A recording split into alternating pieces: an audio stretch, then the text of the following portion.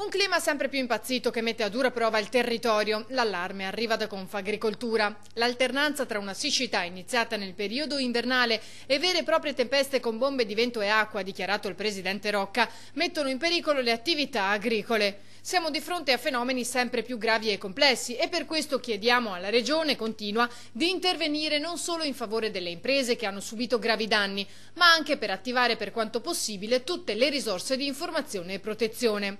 Riguardo alla delicata questione dell'irrigazione, poi chiediamo alla Regione bandi specifici nel piano per lo sviluppo rurale. È necessario utilizzare la poca acqua a disposizione con impianti di nuova generazione che non sprechino inutilmente l'acqua.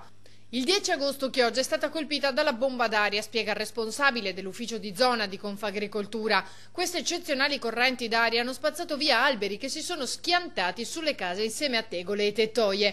Alcune nostre aziende agricole sono state colpite con danni gravissimi.